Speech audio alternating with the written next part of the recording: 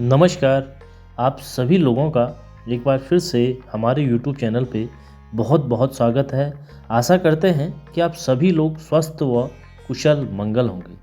जैसे कि आपको पता है कि हम नित्य शिव महापुराण का अध्ययन कर रहे हैं और उसी में आजकल हम रुद्र संहिता पार्वती खंड का अध्ययन कर रहे हैं।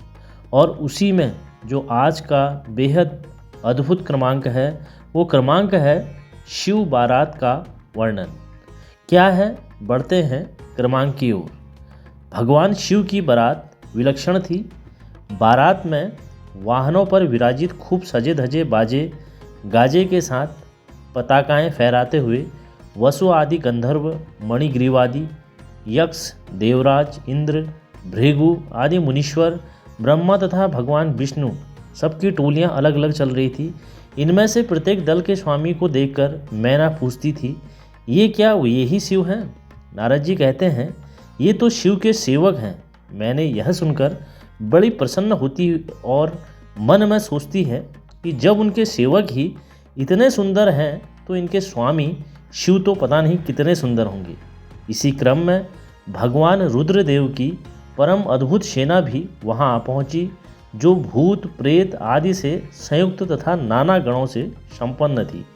इन्हें किन्हीं के मुंह टेढ़े थे तो कोई अत्यंत क्रूर दिखाई देते थे, कोई बड़े विकराल थे, कोई लंगड़ा था तो कोई अंधे। गणों में से कितने के तो मुंह ही नहीं थे तो बहुत ही के बहुतेरे थे। इसी तरह सभी गण नाना प्रकार की वेशभूषा धारण किए थे। उन असंख्य भूत प्रेत आदि गणों को देखकर मैना तत्काल भय से व्याकुल हो गई। उन्हीं की बीच में भगवान शंकर भी थे। वे वृषभ पर सवार थे। उनके 5 मुख थे, प्रत्येक मुख में 3 नेत्र थे, 3 नेत्र थे। सारे अंग में विभूति लगी हुई थी।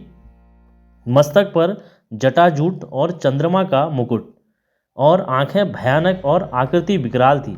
यह कैसी विकृति दृश्य है, मैं दुराग्रह में फंसकर मारी गई। इस प्रकार कहकर मैना उसी क्षण मूर्छित हो गई। थोड़ी देर में चेत होने पर वे शुद्ध होकर अत्यंत विलाप और तिरस्कार करने लगी। उसी समय भगवान विष्णु भी वहां पधारे तथा उन्होंने अनेक प्रकार के मैना को समझाते हुए शिव के महत्व का वर्णन किया।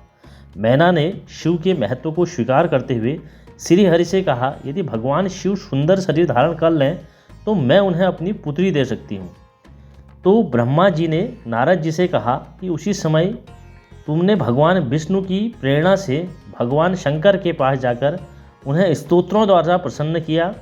तुम्हारी बात सुनकर शंभु ने प्रसन्नतापूर्वक अद्भुत उत्तम एवं दिव्य रूप धारण कर लिया।